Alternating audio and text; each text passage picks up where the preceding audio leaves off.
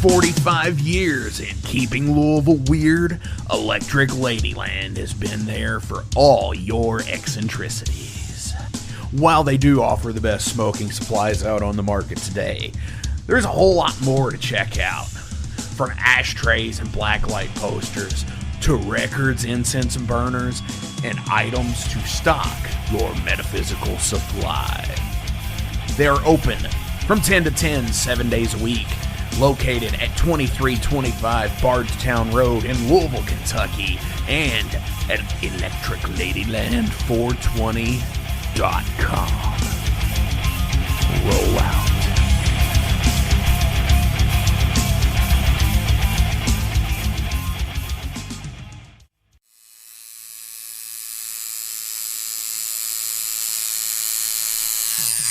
Hey metalheads, you like tattoos? Of course you do. If you're in the Louisville, Kentucky area, come on over the bridge to Clarksville, Indiana, and get you some ink done at Ageless Art. If ink isn't your thing, they have a piercing studio as well. Visit agelessartclarksville.com to see some frequently asked questions, meet the staff.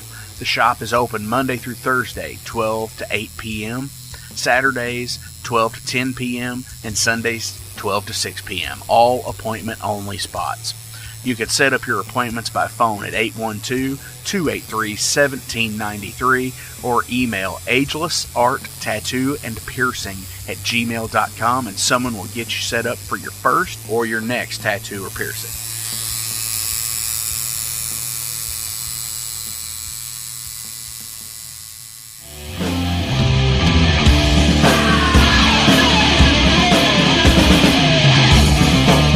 Hey metalheads, after going to a rager, what's your ultimate go-to? Mine is totally pizza. So when Overload is playing, or I'm promoting the Metal Forge live showcases, or the big goddamn metal show, I go to Pizza DoNisi. Pizza DoNisi is gourmet artisan pizza from right here in Louisville, Kentucky. It features things like the pizza of the month, to sandwiches, and also vegetarian and vegan options, which is so totally fucking cool for all of it's awesome pizza. You definitely want to go. Hey, and also from time to time they do cannolis. Oh, so fucking good. You know what they said, man? Leave the gun, take the cannoli. Yeah, just like that in Godfather. They're located right next to the Mag Bar at 1396 South 2nd Street. So either stop in or call in at 502-213-0488. They're open till midnight. The witching hour.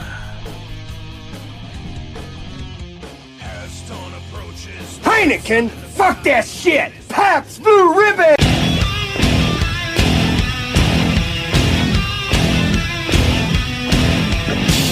Hey metalheads, you all hear me talk about Mag Bar all the time. It is the home to the Metal Forge live showcases and is an integral stop in the Ultimate Underground Metal Tour schedule. They obviously feature live music, but the Mag Bar also has daily specials like Pint and Slice Night on Tuesdays with Pizza DoNisi. But they also do Bring Your Own Vinyl on Thursdays with DJ Kent Jackson, and Finer Things Sundays. Located right next to Pizza DoNisi at 1398 South 2nd Street, open 3 p.m. to 4 a.m. 7 days a week. Get your asses out to the Mag Bar. Rock out.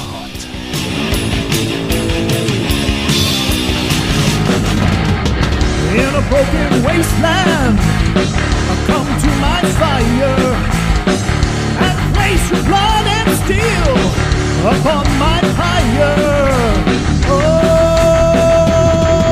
this is the Metal Forge. This is the Metal Forge. This is the Metal Forge. This is the Metal Forge.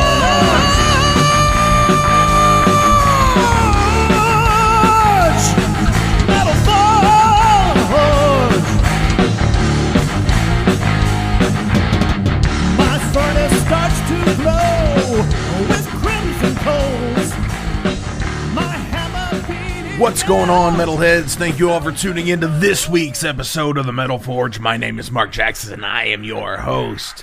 Holy shit, what an amazing week it is. Wow. Dudes, everybody, oh my gosh, it's been amazing. Thank you all, seriously, for everything that you do. This is actually my second go of the monologue. We did have another one that was kind of a snake bit little deal, but anyway, why talk about that? There's nothing really to talk about there.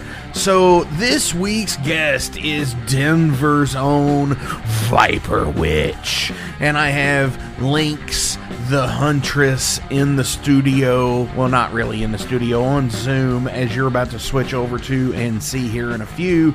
And then I also have Jason in the band as well. So, Viperwitch, totally rad, fucking awesome band.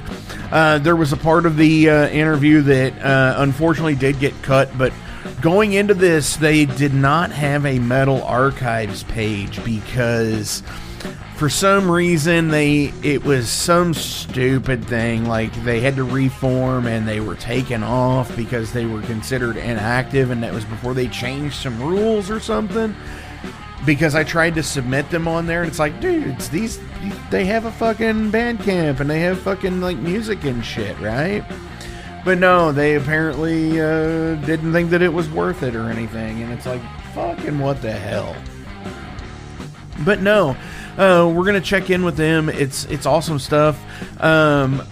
Yeah, so looking forward to some albums. I'm actually promoting a show with Magbar on April the 26th.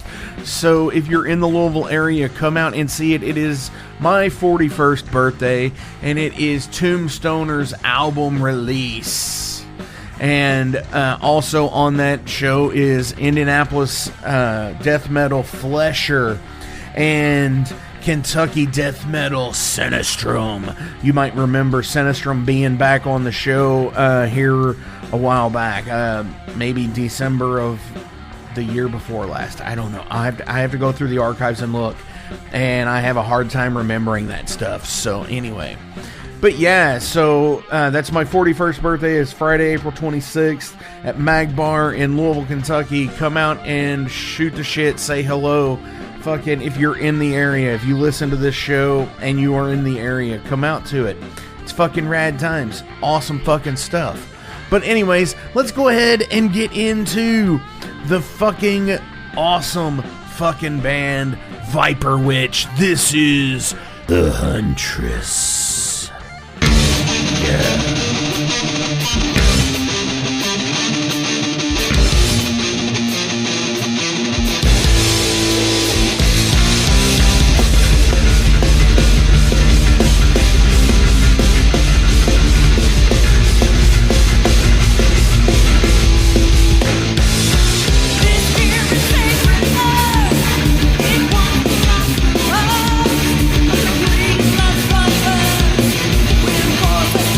Oh,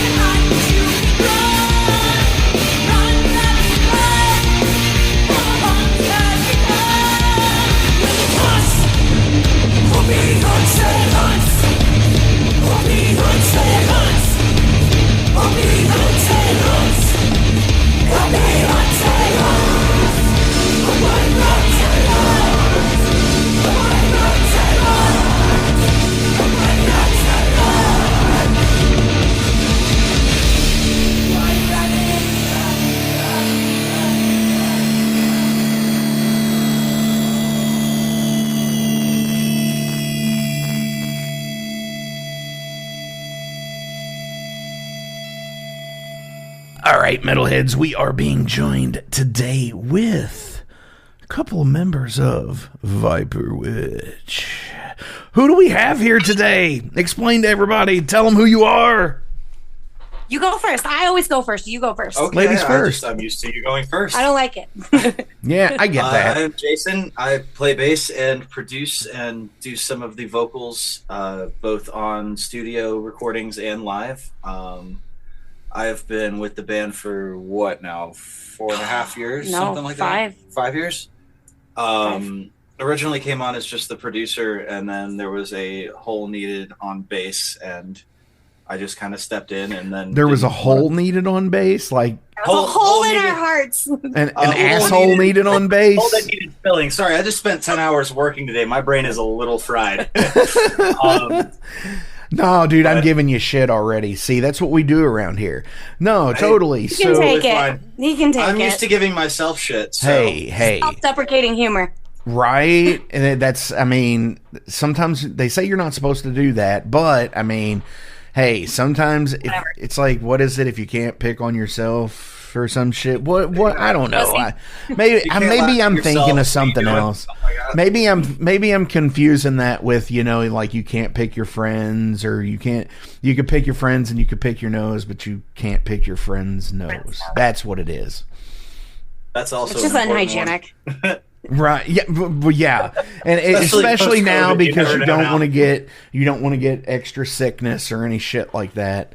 And see, this is the way we do this around here. This is just fucked up shit where we just bullshit and talk and fucking be goofy ass fucking metalheads. So I'm good at being goofy. So continue as I interrupted here. You filled the hole on bass. And yeah, I don't know. I didn't want to stop playing, and she didn't want to go find somebody else to do it, so I just kind of stayed on, and I have been having the time of my life. I'm really thankful to be a part of this and doing the fun things. So at this point, have you basically been considered an original member? That's her call. Yeah. So according to Dom, our last bassist, they were really, really close friends. So Dom basically handed off the torch, showed him everything, and at this point is like, yeah, bro, you're one of us. One of us. Okay. So, yeah. And being there with production as well, that's the other part of it. If he was already there and he knew everything from the production aspect, he is. I'm saying this. He, as in, as we're not. We're on video, but I should be also considering the audio for this as well. Might be important. I don't know. That's an audio engineer. But yes, pronouns, pal. Jason, has filled the hole, but being there for the production of everything, you kind of are another member of the band. Yeah. In a way, yeah. I mean, in order to learn how to produce the band, you really have to understand a lot of the ins and outs of the music and how it's working and the dynamics you're trying to achieve, especially when it comes time to lay it down in the studio. So, I mean, there was definitely a lot of prior knowledge stepping in. I'm not going to deny that. Well, for sure, and that's how we did it when our original drummer left.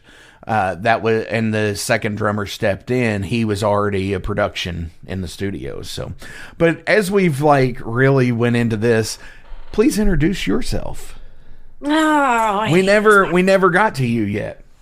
That's okay. You don't have to. We can skip over the section. No. You're a little important. Yeah, just a little bit. You're. It's not really. Between him and Jacob, I mean, they do way more than what he's putting on, but we'll get into that a little bit later. But so I'm Danica. I go by Lynx the Huntress. It's my, I don't know, it's like alter ego. Yeah, it's an alter ego. Nom de plume, stage name. Stage name, yeah, stage name. It originally came on, I was, over 8 years ago when I started writing all this stuff for Viperwitch, which is now Viperwitch. I was in a really cool all-female band, but we were hair metal, and we were called Stray Pussy. And my friend Sarah, who is essentially the leader was like, yo, we got to come up with cool names. So mine ended up being Lynx Huntress, because if you've ever heard a lynx yell, it's really fucking loud and screechy and annoying, and I thought it was just perfect. So we just kind of went with that for this whole time. But I am the primary songwriter. I am a lead guitarist and the lead vocalist. I also do a lot of the production and a lot of the recording, mixing, mastering, and a lot of the synth work in our album as well. And obviously all the writing for like the storylines and for our comic book. I'm a big comic book person in general. I don't know if you can see behind us, but there's like, I'm a huge Red Sonja fan since I was a kid. So I've got, 1970 like first editions all over the wall. Nice. So, yeah, they're not in the frame, but I know what you got going on. Oh, look. Yeah, video exclusive. Hell yeah. And I thought I was cool by putting a Skeletor behind me over here. Not cool. I just, I've been collecting these since I was a kid, thanks to my dad. So, it's just over time between that and like Conan and, the Spawn series with like Angela, like it's just, how you get it. Everybody gets Absolutely. it. Yeah, I actually have a graded Spawn 8. Yeah. Or am I 8 or 9? Bad. Angela's first appearance. I actually have a graded copy, so that I actually picked up from a place and had graded, rather than picking up somebody else's pre-slabbed book. But yeah, what's that? For way too much money because they had it. Exactly. Where you could find them all, which I've always thought was interesting. How they determined that, and now any of those books cannot be reprinted in any of the omnibus or anything because of the lawsuit. But that's like a Mudhorn episode that we need to talk about, because we can do that later. Literally, we could just set it up. Yeah, the Mudhorn is like the complete nerd version of Jason's ale horn and the Metal Forge. Because it's like we talk about Masters of the Universe, movies. We do double features over the last year where we picked 2 stupid fucking movies. Like, one he picked was some fucking movie with Dolph Lundgren where he was an ex-operative who is a fucking drummer in like this weird-ass fucking band. Was that... Okay. And that was in 2010, but it was such and he played the drums. He actually is a drummer, but it's such a fucking awful fucking film. And oh my god, I recommend it to everybody. It's Samurai Cop good. Oh god. Samurai. Well, remember, because Samurai Cop was pseudo part of the Trauma films. Canon. Canon. And eventually they did one with Toxic Avenger and Samurai Cop. And it was called Toxie something. I can't remember. I'm not sure on that. I'll have to look that up. That's fucking awesome. Check it out. So tell everybody in Metal Forge Land about Viperwitch.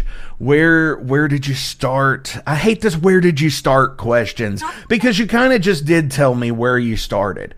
As in the 80s Stray Pussy Band. That's a fucking, I'm sorry, that's a great fucking name. I'm not going to apologize for it, and nobody should. Because if you can have fucking bands out there like fucking that fucking band I hate. God, they were on fucking America's Got Talent. After they were a band for like 20 fucking years. The fucking Not Steel Panther, right? Yeah, Steel Panther. That fucking band. I'm sorry, I can't fucking stand them, but like sorry, not sorry, I guess. This is it's just how it is. But like, I mean, but that's a great name for sure. So when did the Viperwitch, when did everything turn to like Viperwitch though? So probably around, we did the hair metal thing, and then I don't know, I got a little burned down on it. I was using riffs I literally had written for a band I was in when I was in the 7th grade, middle school, also an all-girl project. We were doing a little bit more punk back then. And I kind of repurposed some of those riffs for the hair metal. And eventually I started getting burned out because then I started writing, a little bit more like traditional heavy metal. At the time, I was taking guitar lessons from a phenomenal musician named Evan Knight. Evan Knight is in a black metal band called Ageless. He's also in Sons of Sorath and a couple others. But he's a drummer, but he's a phenomenal guitarist. And at the time, I was taking more like advanced guitar lessons, obviously advancing my skills and things like that. And we were listening to a lot of Skullfist.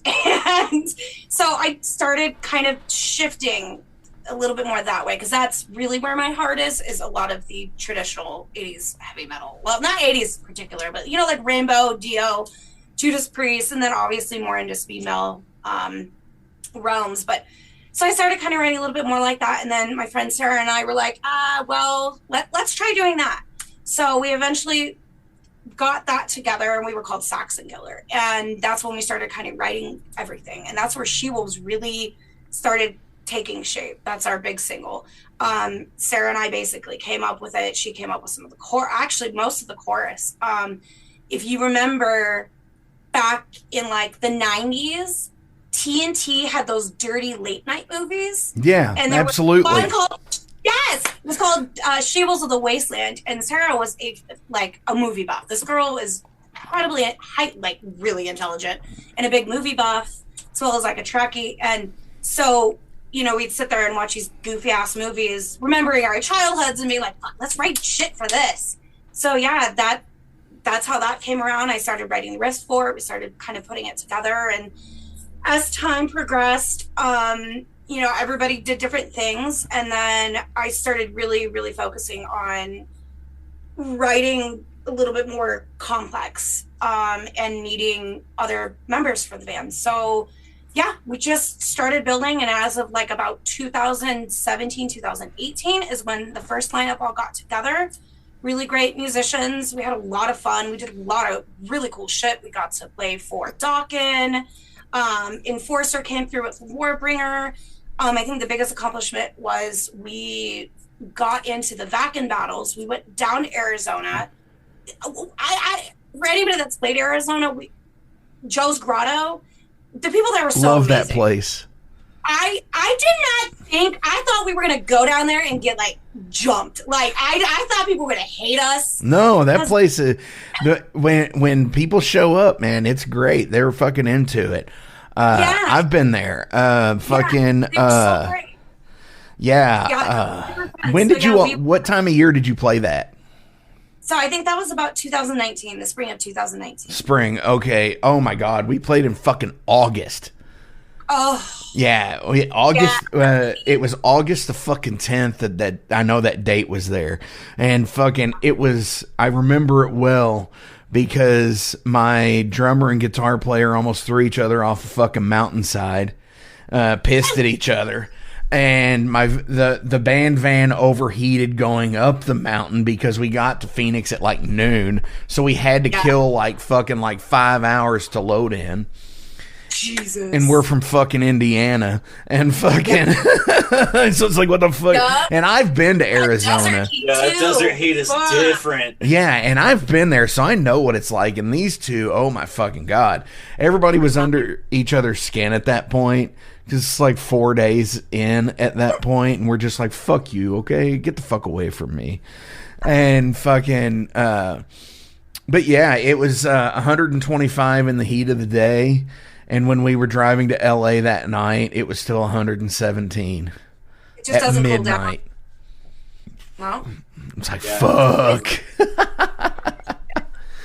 But no, so hell yeah, that's some awesome fucking shit where you just started building to something. And with being in, I'm sorry. Oh, we were just putting the work in, and any opportunity that came our way, we were like, yes, do it. Let's do it.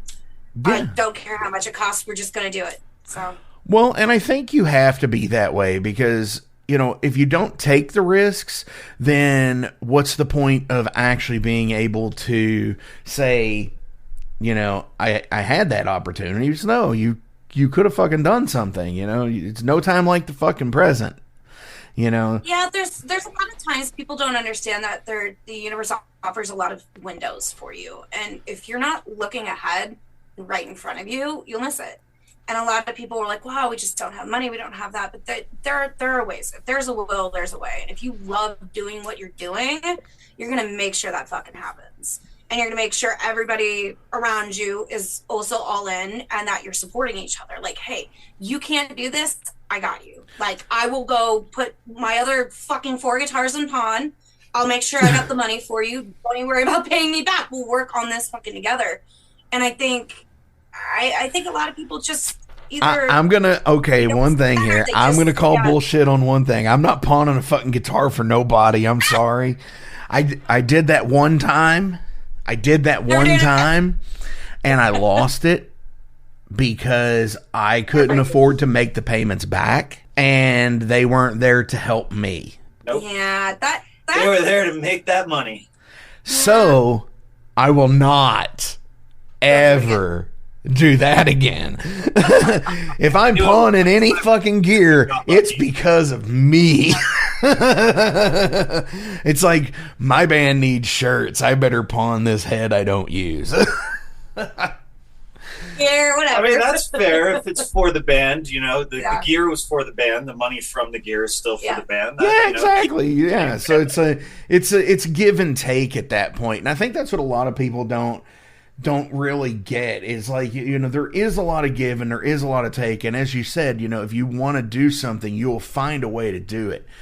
One of the best pieces of knowledge that was ever instilled upon me from an ex was, I always used to sit there and say, you know, if I had a better camera, I would try to make films and shit like that. And she had told me, it was just like, you know, that's bullshit, because even if you have a shitty fucking VHS camcorder, you can at least try to do something. Because don't let the technology limit you for what you can afford at the time. And I think that's a huge thing that people don't get, as, you know, not understanding that, like, you know, go back to the bare basics of fucking, like, stage design. Yeah. You know, make a fucking stage show. Fucking don't just fucking play on, you know, fucking 5 people on the fucking stage just standing there. Create something. Fucking make people want to come fucking see you. And I think, you know, with, you know, even like looking at your all's website, you know, it makes me want to come see you all, because it's fucking, you know, you've got the fucking neon colors and the fucking clouds and the fucking, like, the almost eclipse like looking. The cornea burst or whatever, and with the fucking logo on top of that, which is that a Pitforge logo? So a lot of the stuff we do tends to be my brainchild, and then because we're friends and we all like the same things, it spreads out. So a lot of the things that we do at this point now that we've got people a part of it is a community effort. As per Pitforge, I mean, that was a photo specifically chosen by a friend we used to work with, and she was just like, this is great, I love this, and I was like, cool, we're in.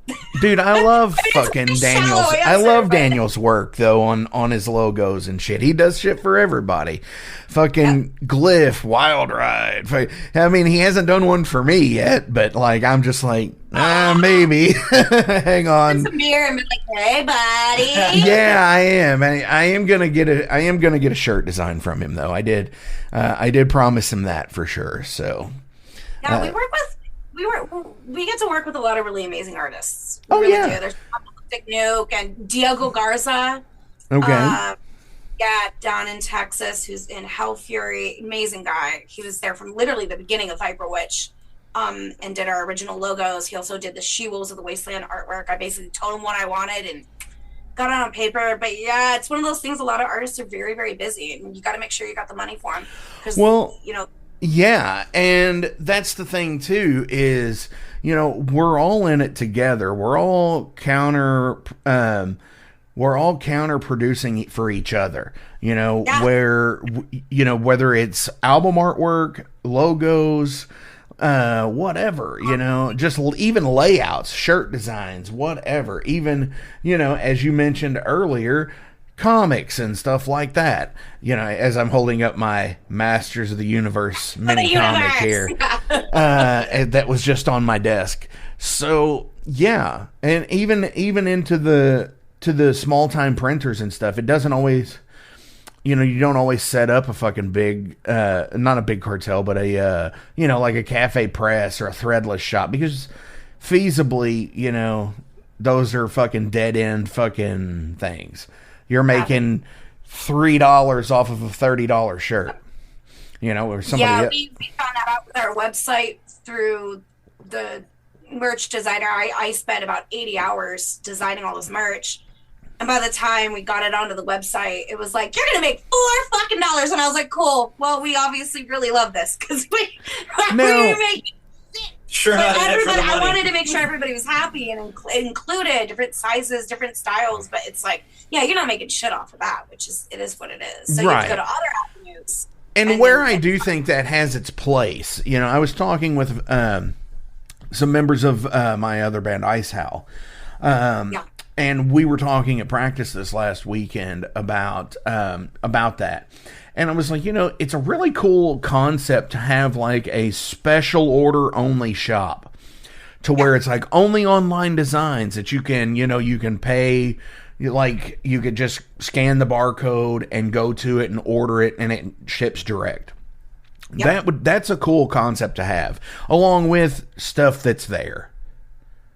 Yeah, and that's exactly what we did. We went on to Bandcamp. I designed the shirts, and I don't think anybody knows this, but unless you listen to this podcast, you will not know the secret. So a lot of the shirts that I designed, I actually threw writing on the back. So everybody thinks they're just getting a cool logo, like album art on the front, but actually I put some shit on the back. So anybody get your shirts, it's going to be a nice surprise. But it's limited edition, and it is a drop ship. And yeah, we're keeping it that way.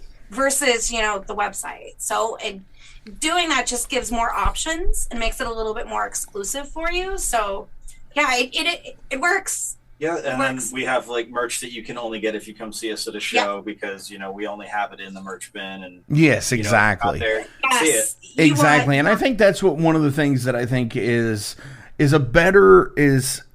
better suited now, and a lot more people I think are doing it, and I think it's really cool, where you might either have like a fan club merch only, you know, and you would then have like special secret menu items, you know. I think that is awesome.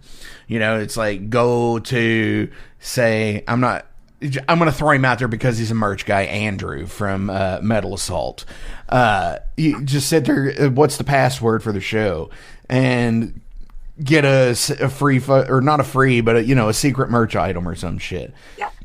Which is cool. Oh, Andrew, by the way. Yeah, we met him out in LA. We won the 2 rounds in Arizona. I have no idea how, but then we got to play the Viper Room, and that's Andrew was hosting that round there. Yeah, that's where I met him. Amazing. Yeah, he's a great dude.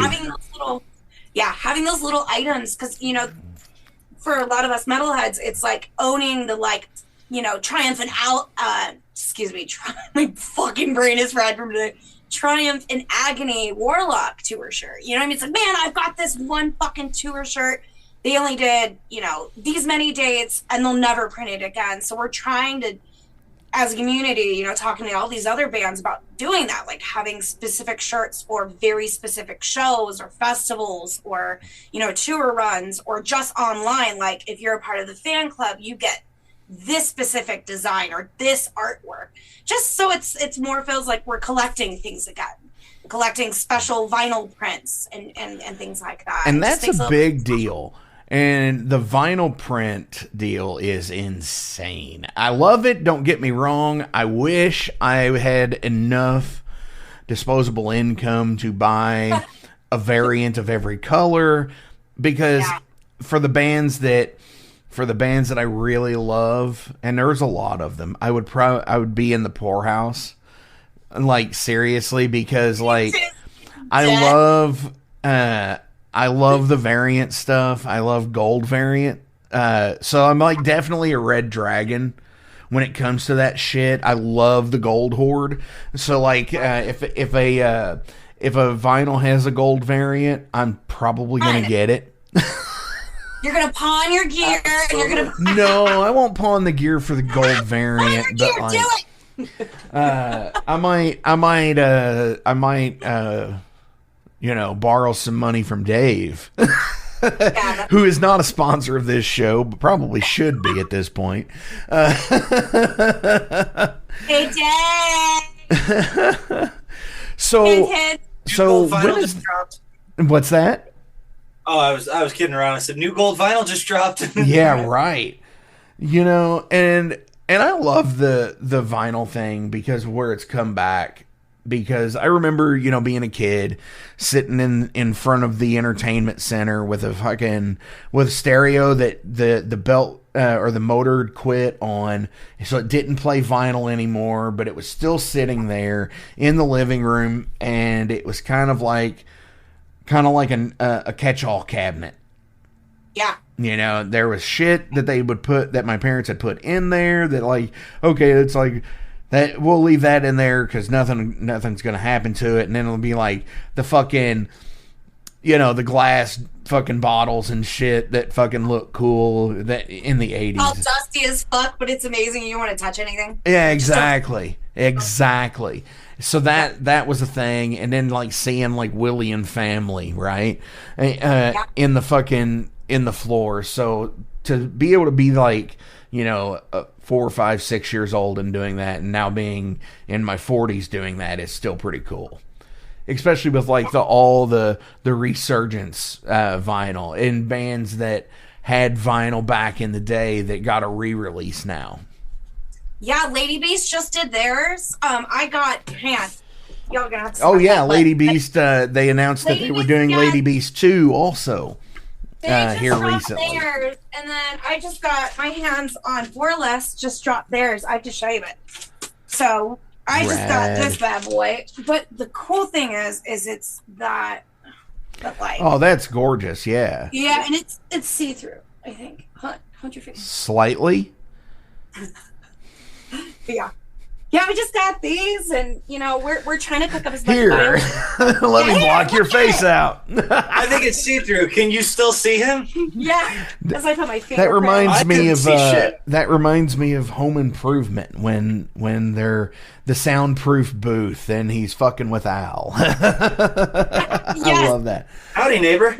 Yes, exactly, that too. So the album. Are we having a 2024 release of this? Absolutely, yes. Are we gonna break some news today? Maybe. That's entirely. If you bat your eyes at Jay just enough, then yes. Well, so okay. So I can't get this. I can't get it. I can't get the good angle. I that's the reason why I'm not in adult films, because I can't get the good angle. Whatever. It's all inclusive. That's fair. I get he agrees, and you're like, hey, no, it's all good. No. I can understand where you're coming from.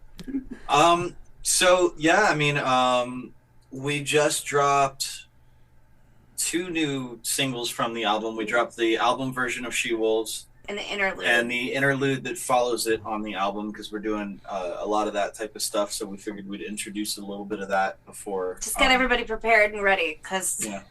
A little bit of everything that's coming down the pipeline. Yeah. And then we have another one coming out this month, and then another one coming out next month, and then... Yeah, so... Do you want to talk about... Okay. So May 1st, we're actually dropping the album. Full album, top to bottom, not half of it, but the whole thing. Yeah, we just wanted to, because this album's taken so long. So with him engineering, I wanted to learn to engineer as well. That's a big thing for me. So we've spent about 3-4 years just learning on my end too, learning how to record, mix, and master and things like that. as well as write synth pieces, ambient pieces, dialogue, because this is a concept album, hence the comic book. I started writing this concept album over 8 years ago, so it's great to see, like, oh my God, it's coming together. Holy shit, this is a real thing. But yeah, so we'll be dropping that May 1st, right before we go to Legions of Metal out in Chicago. Yeah. But we do have one more single. We're Hellbound. We're dropping that February 25th, and then the Huntress March 22nd. And then, yeah, a little bit of a wait, but we did want to just kind of leave some singles leading up to it, little breadcrumbs, just because our family, our friends, our fans, everybody's just been waiting for so long. So are they going to fucking do this? I don't know. So we just wanted to give a little bit. So be like, hey, it's here. Thank you for your incredible patience. Yeah, here's some tastes. Yeah. So yeah. So Legions will be the technically release show then, kind of. Yes. In a way, yeah. Wow. It would be really cool. You know, it'll be our first time getting out to Chicago. We just wanted to celebrate it that way. It's going to be fun. You know, we were really just looking to have a good time and play the tunes and talk about the album. And we figure, why not release it right as we're getting out there and really just have a big old party for it, you know? Because a lot of friends will be flying in. You know, I could go on a laundry list, but so many people are flying in from all over the U.S. and it's just a really great place to do it. I mean, we were given this opportunity. You know, I'll say this too, that you all have never been to Chicago. Believe it or not, even living in the Louisville area, I've never played Chicago. You know, in the years of the year, I've played in Illinois and shit like that, but not, you know, I think the closest I played was like 70 miles south of Chicago. But, you know, it happens. You know, things happen for a reason, and I am, you know, knowing this now, that I am super fucking stoked to share the Legion stage with you guys. So fucking, that's gonna be awesome. So when are you all playing at Legions? What day? Saturday. The 4th. I don't know if that's Saturday, but I know it's the 4th. Yes, that is the 4th, and I know that is when Icehowl is playing as well. Is that Saturday? I don't have the exact lineup right now, but I know on episodes before and after this, there'll be some definite fucking mentions of the Legions of Metal deal, and so many fucking awesome bands already are on that. You know, I am so excited to see Dawnbringer. Yeah. Leather Duchess from LA. Holy shit. Owlbear, like Striker from Canada. They're doing a whole amazing synth wave for their album. Like, it's just, I don't know how Bob and them did it. I mean, Hyrax even. You know, I'm friends with Catan on the Facebooks, and we talk a little bit through Messenger, and it's going to be awesome that, you know, get to share the stage with them. I've always been a fucking a Hyrax fan since Raging fucking Violence. Of course, Watchtower and Unleash the Archers, fucking holy shit there. Christian Larson's band Night Cobra, they're going to be there. Mourn the Light, who we just had a split with. So fuck yeah, Displacer, who was just recently on the Metal Forge as well, they're going to be there. So I'm really looking forward to this. This is so fucking rad. I've wanted to play for the last few years, and Randy, I appreciate him. Randy up in Wisconsin, he zinged me for he's like, I bet Mark's excited to play the festival, to Bob, and I was like, yes I am, god damn it. Goddamn right. Goddamn right. That's And you know, and it's cool because there are so many awesome independent metal festivals that are going on right now. There's Legions on their 6th year. There's Hell's Heroes in their 6th year. You had Randy's festivals, and now Blades, who is this is their 4th year, I believe. And you know, just so many fucking awesome ones going on. Frozen in Time out there in Fresno, and 2 Minutes to Tulsa. You know, those are some really cool fucking shows. Steel and Stone that's their 8th year this year, you know, in Asheville at the Odd. So that's fucking awesome stuff, and I'm really looking to go to more of these. Not just to play, just to go. Just to go, exactly. I mean, it's what Europe was doing for so long, and because, you know, touring the United States is very expensive. It's a big fucking goddamn wasteland. Like, I mean, just to get from one state to another, it's like fucking 14 hours. So, especially out here in the West. Not on the East Coast, but out here in the West is rough for us. So, being able to have these festivals, it's amazing.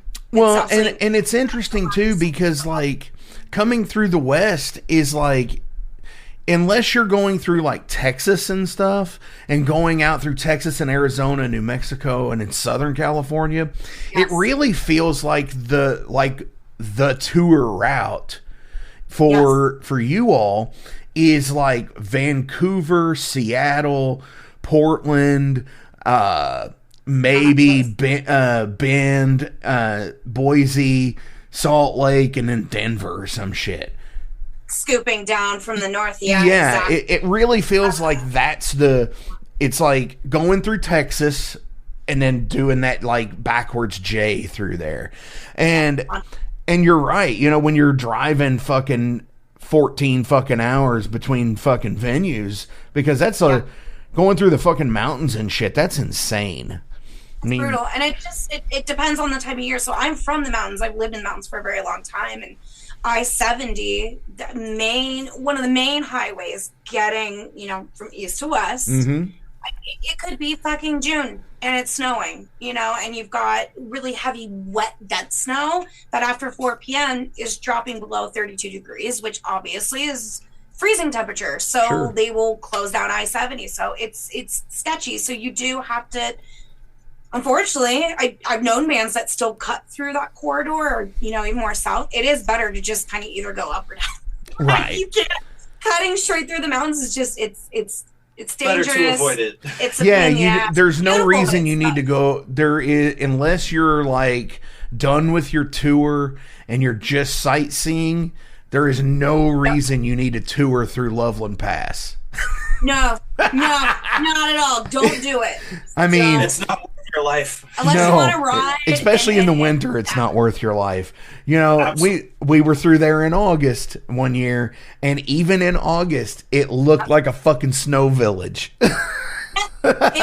and it was just like misty and fucking like I wanted a hot chocolate or some shit. I was like, oh, goddamn, I'm kind of cold, and it's fucking like 90 degrees outside. Whiskey and some hot chocolate, Yeah.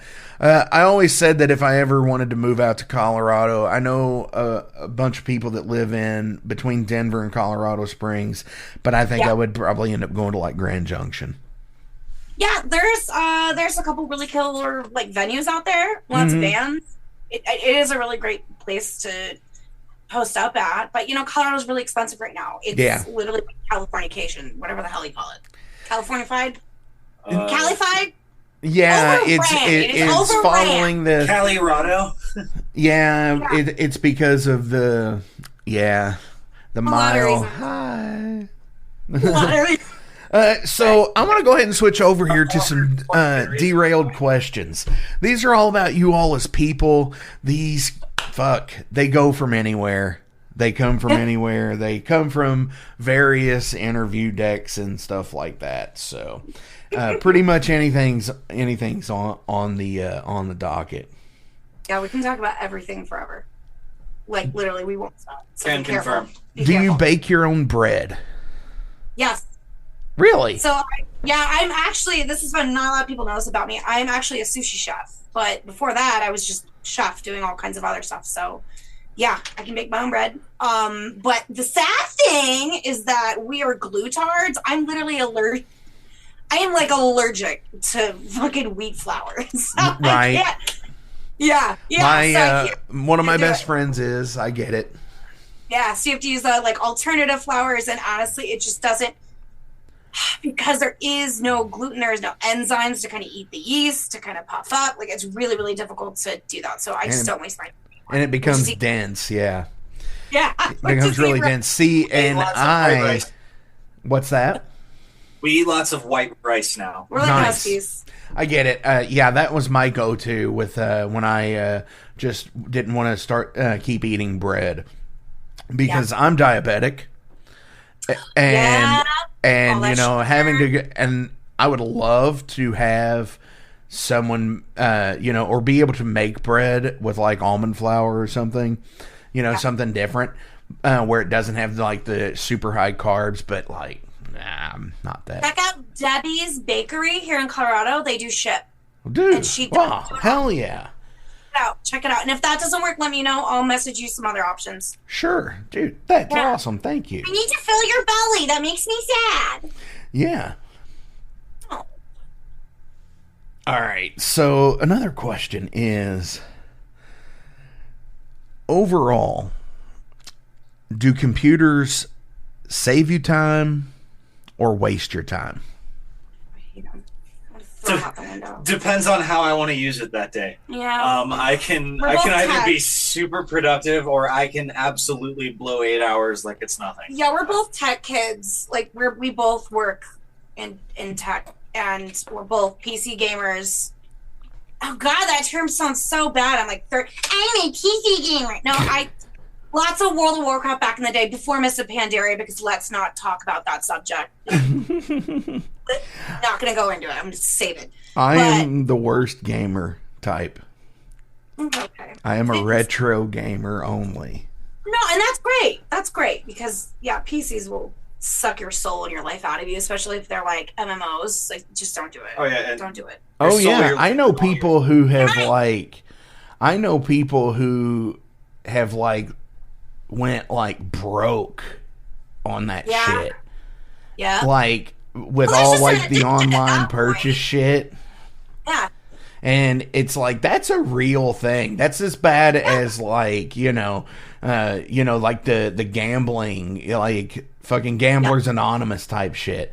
The people who spend fucking 26 hours a day at a casino, fucking. See, dopamine kick. It's just the same as any other addiction. It is a dopamine kick. And once you kind of get locked into that, if you have either genetically or just personality wise, you do have any kind of addiction issues, anything that'll give you a dopamine kick like that is just, you're gonna spiral. And it's human. It is absolutely human, because raw dogging this fucking planet is awful. Like, no one wants to do this completely fucking without any vice. Get it?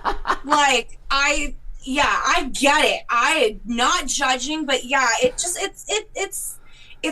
as bad. It's just as bad. And I've seen friends go down some really dark paths, and a lot of them made it out. I'm really proud of them. But yeah, I almost went down that about 10 years ago when I retired from competitive snowboarding and moved out of the mountains, moved back into the city, before I really started focusing on music. Yeah, I was going down that route real quick, boy.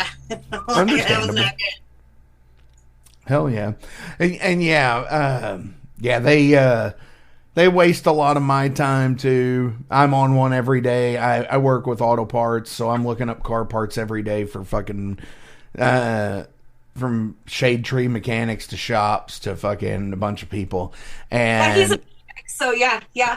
So you know what it's about. Fucking send me hey, do you have this water pump for this 86 Honda? No, just burn the Honda. Let it go. Let it die. I used to work for Pet Boys many years ago. I'm sorry. I remember there were times they would pay for the gas, they would pay for the time and everything, but they would toss me in my car and have me drive halfway across the city, just to go pick up a freaking, a belt from another location or something. Hey, I mean, sometimes that's not bad. Just to get out for a little bit. If you're having to deal with the public all day, oh my gosh. Sometimes the mouth breathers out there are bad. Like the non-normie or the normie people, not the metal people that come in. Like fucking there's a hardcore wrestler that fucking lives in the city that I'm in. And and he comes in to get parts from me and I'm like, "Hey dude, what's going on?" I was like, fucking cool. Don't fangirl on this guy. Yeah, it's like saw you on the fucking on the reels on Facebook doing this fucking interview. He's like, "Oh yeah, man, we were talking about blah blah blah." It's like, yeah, that's pretty cool. I love stuff like. So yeah, fucking, and then obviously the fucking like the doom scroll shit. That's definitely a fucking waste of time. Get rid of fucking TikTok and shit for that. But anyway, it's not worth it. Have you ever booked a trip after getting inspired from seeing a place in a movie? Yes. Did I actually go? Because it was too expensive. Lord of the Rings. That's exactly what I was like. Okay. They kept, so down in New Zealand, I can't remember the exact town, but they kept the entire, they kept Bag End. Not the Shire, but Bag End. Yes. So, yeah, where Bilbo and Frodo, they're literally a cul-de-sac. Because the tree is still there, but the tree is still, but it's fake. Yes, it's like the tree of life in fucking Disney. It's faker than spray tan. Yeah. To be fair, yeah, they kept all of that. And I really, really wanted to go and just kind of see it, but financially, absolutely not feasible. So I was like, yeah. And I was really young. I'm still in high school, so this was before. Actually, it's right kind of when the internet was moving. So like 2000, 99, 2000. Mm-hmm. So back then, you had to like contact actual online travel agencies, and get quotes. And so my dad's like, if you want to do this, okay, we have to call him. I call him, and my dad's like, yeah, see, I told you. And I'm not paying for that. So. Yeah, that's a, I remember those days when you had to do that shit, and it's just like, ugh. I couldn't, like, I remember being a kid and, like, wanting to see, like, the India jungle in, like, Temple of Doom. And shit like that, where they see the bats flying above their heads and shit, and like that always looked cool. And the palace, I always wanted to run across the bridge. I really did. I hoped that it was like a real place, and actually it was. They actually did. It was a real suspension bridge. And but yeah, so I was like, that would have been wild as shit. How about you? I can't really say that I went to go like look into it, but I've definitely seen some movies where I've gone and I've looked up the cost of like hotels and stuff in the area, just because of that one scene. I'm trying to think of one like that's a really good example. But of course, I'm on the spot, so I can't. So now you can't. His brain shut up. Oh, he's, Lemmy would be proud. Stage Fright. He always, he had songs about he had a DVD called Stage Fright. He had song called Stage Fright. Get it. But yeah, I mean, I'm cool with that. He's a shy boy. He can answer this one though. Do you believe reason of insanity is a valid argument? Yeah, so I'm from South Florida originally. Insanity is a standard personality type down there, and yeah, so I thoroughly believe that it is more than justifiable reason for just about anything because I've seen some crazy shit. You said I'm from South Florida. I was like, oh shit, here we go. Fucking, he has seen an old man pulling a fucking dog out of an alligator's mouth while hitting it in the head with a frying pan. Yeah, I've seen a couple videos like that. It was probably less than 2 weeks after the whole Miami zombie incident where the guy on bath salts ate the other dude's face. I'm driving around with a friend of mine at the time, and we see this dude walking down the street, and he looks like something out of the fucking Walking Dead. We realized, like, this dude is on those same fucking bath salts walking down the street, and I'm in the car. I'm like, no, lock the doors. We're driving past this guy. We're getting the hell out of here. I was like, no, shit. Face eaten by some psycho. Yeah, I mean, a lot of it was just kind of not really my thing. You know, like I'm definitely more of a mountain man than a beach guy.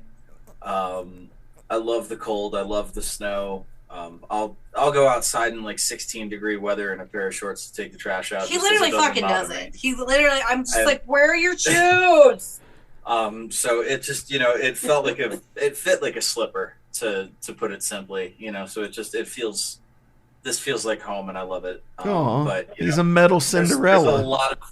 There's a lot of merit to South Florida and Miami and that whole scene too. I mean, it's a lot of fun. I can't deny that it is, you know, but it's just, I prefer this kind of fun. Yeah, Less for sure. Less What about you, direct. Danica? Do you believe reason of insanity is a valid excuse for crime? Absolutely. Yeah.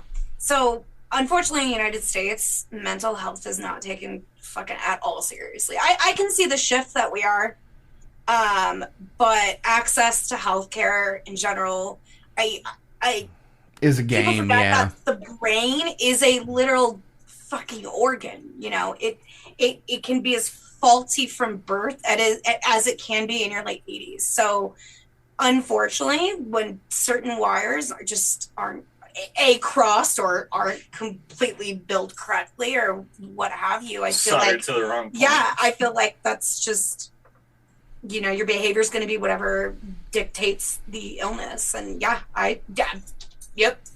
I've seen very for example, like being an athlete my whole life, I've seen people take, you know, head injuries and Same. you know, you think they're okay, and then within like a month or two, they're a completely different person, and they're acting out. You know, absolutely. And you know, getting into that's awesome too, because when I was going to college, before I said, you know, fuck this, I'm gonna get into auto parts and make some money. Yeah, and said no one fucking ever. You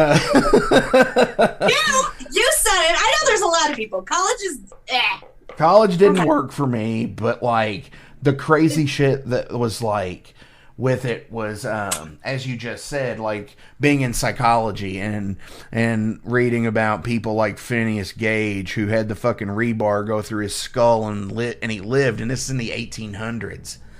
And fucking, he was a different fucking person. Or people who have car accidents and they hit their head on a steering wheel and they come back a completely different fucking person. Yeah. You know, that's all wild stuff. And, you know, awesome for fucking modern fucking, you know, medical technology. It's weird. It's like you said, with how they don't take it seriously in this country. With the mental health. And honestly, I think in the last 20 years, I think we've done that with our elderly too. We don't take them as serious enough anymore either. And a lot of like elder services have went fucking out the door. Like, you know, you used to with veteran services. I mean, yeah. It's just it's all fucked up and crazy shit. That's why we play fucking metal. But I have one more question. But before we get to it, as always, links are listed below, so please give a like, a share, and a follow. Facebook Bandcamp, the official website, boom. So do you all have any shout outs or anything else you all want to promote today?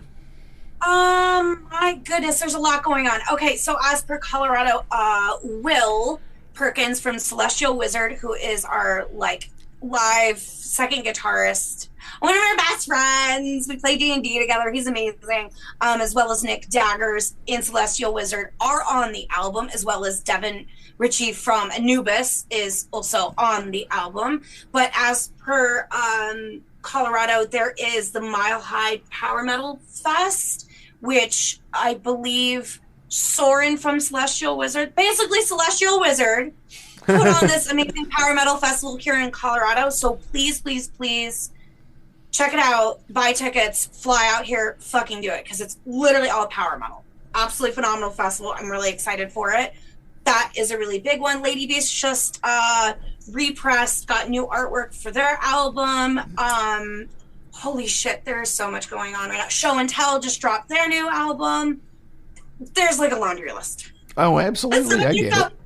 If you go to our social, any of our socials, we try and repost a lot of our friends' stuff. So if you guys are really want to hear more power metal or new wave of traditional heavy metal or even, speed metal, just go to our socials if you don't know where to start, and we'll literally spam that shit at you in our stories. So that'll be a good place to start. But yeah, so far that's all my brain literally has. It sucks because solicitor, I could do this for hours. Oh fuck yeah, they're all friends of the show. Amy, so fuck yeah. Amy is just and Angel Fury, Luna from Angel Fury out in but LA. Also with Amy, Babe Finder General, fucking the leather work that she does, fucking awesome fucking leather work. I have some.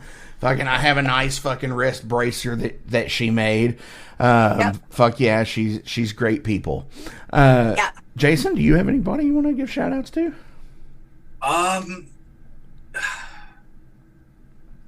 Let me see. We put him on the spot again. I think I stole some from him. Shit. I did. A couple. Yeah, I'm an asshole. That's fine though.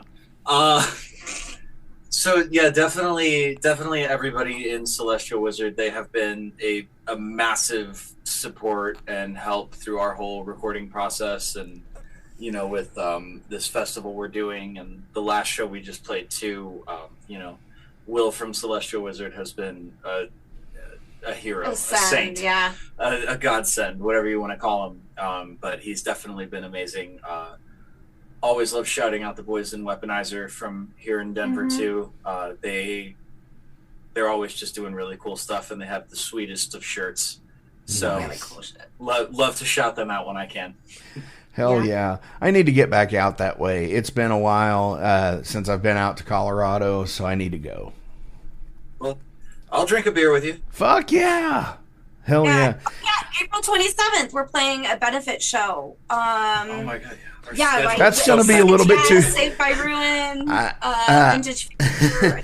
I already have a show the 26th that I'm promoting, and that's a little bit too close to Legions for me to travel. You're good.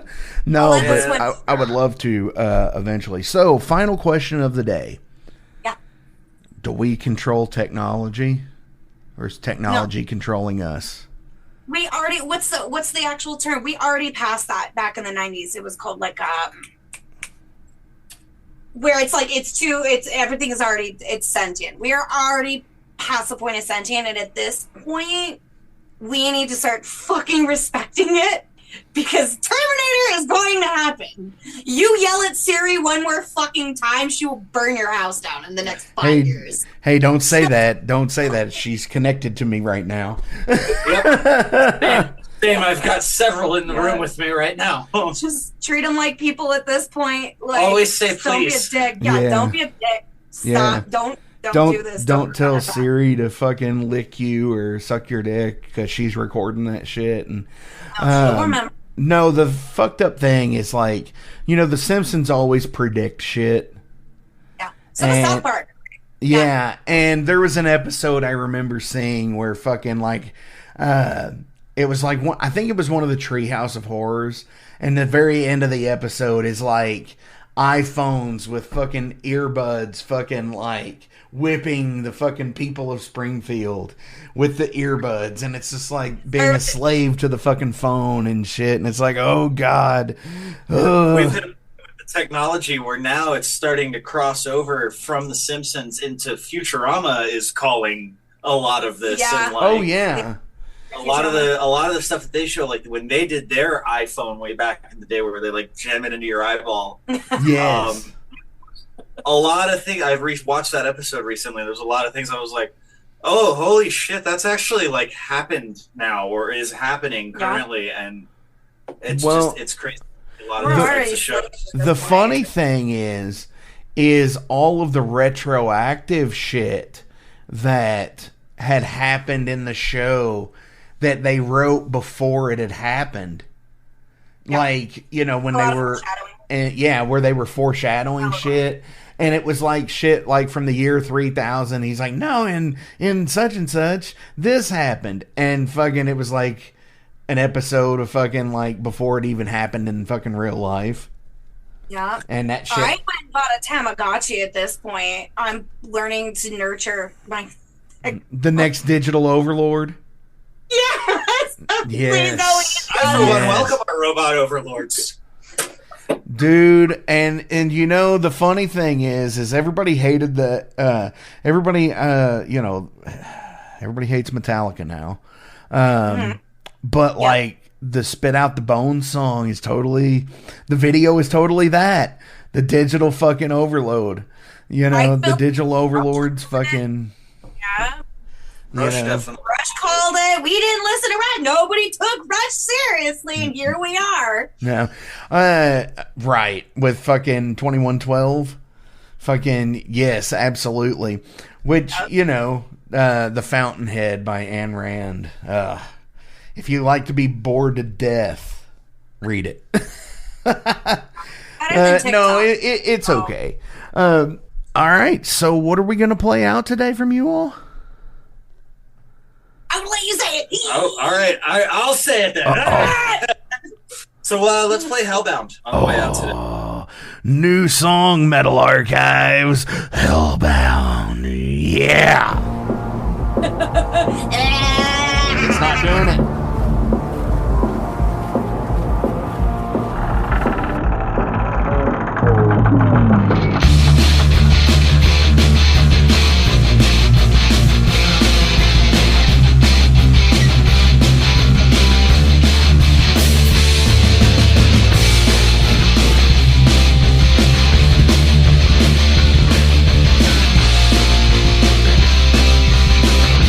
This world is on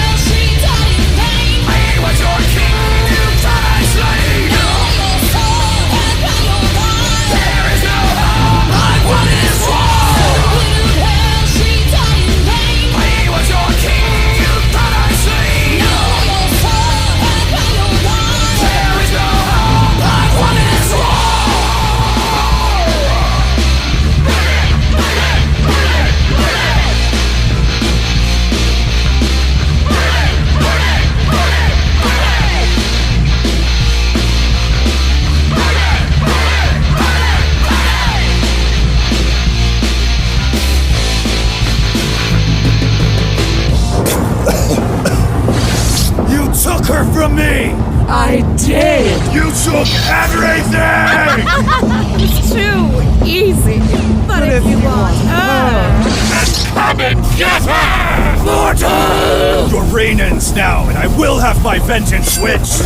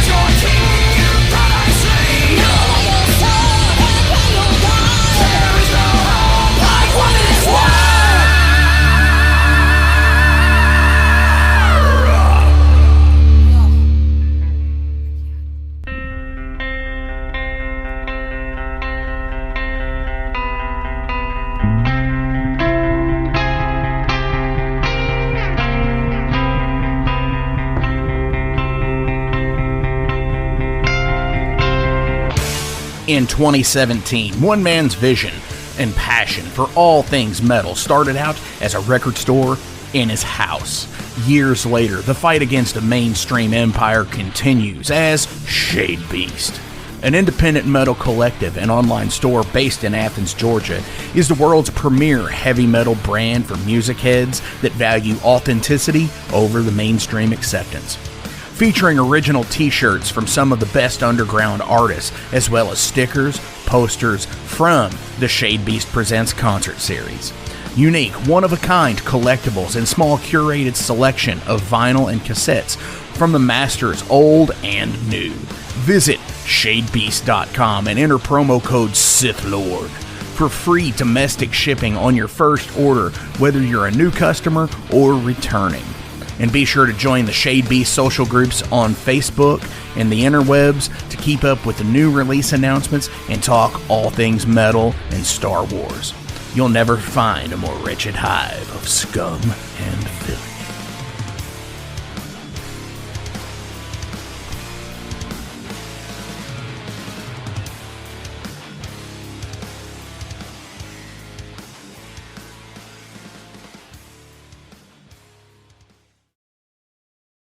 Welcome to the night.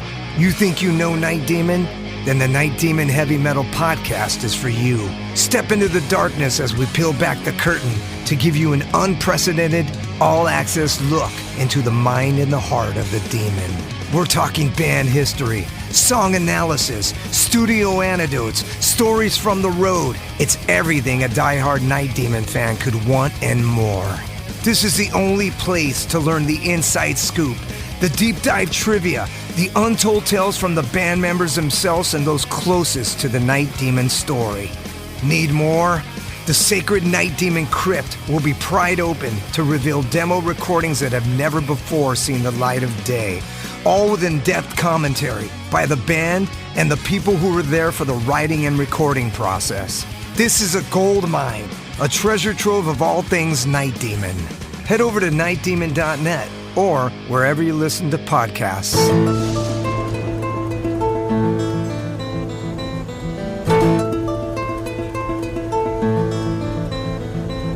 Since 2013, there has been a calling from the underground, from the graves of all those unholy, and they decided to make a zine to talk about all of this. Soul Grinder Zine! An independent metal zine to keep you informed on all things metal and horror from the underground. Available in both print and digital formats, they're bringing you the best interviews and reviews out there today. Not only do they do the zine, but they also do compilation CDs. Check them out at facebook.com/soulgrinder.zine and start your subscription now.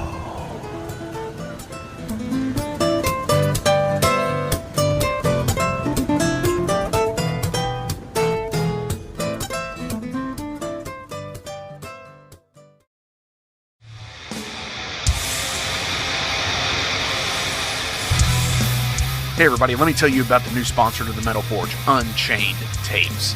They're an independent Pennsylvania tape label. They focus on extreme metal and punk with a killer approach to the tape scene. Visit their web store at unchainedtapes.bigcartel.com now to get your fill of tapes. And for being a Metal Forge listener, enter the code METALFORGE10 at checkout to get a 10% discount on your total purchase. That's unchainedtapes.bigcartel.com.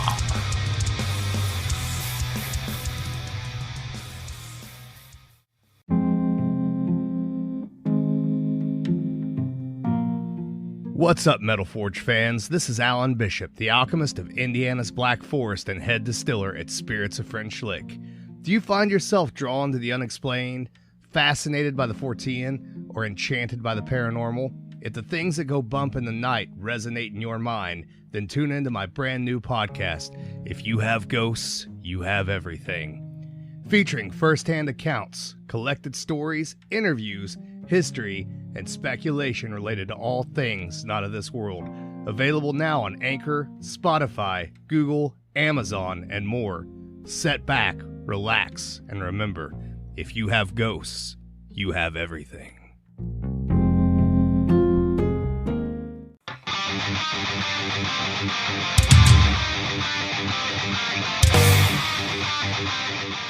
Hey, let me tell you guys about Mercenary Press. They're an independent London label and distributor of all things metal. Mercenary Press delivers the goods from their own independent zine. Trust me, you're going to want to get in on that. To distributing various bands from all over the world, including Cramp from Spain and Sadistic Force from Texas. Visit mercenarypress.bigcartel.com to find out what all they have in stock and what you can order. And for Metal Forge listeners, enter code METALFORGE10 to receive a discount on your total purchase at mercenarypress.bigcartel.com. Check it out now.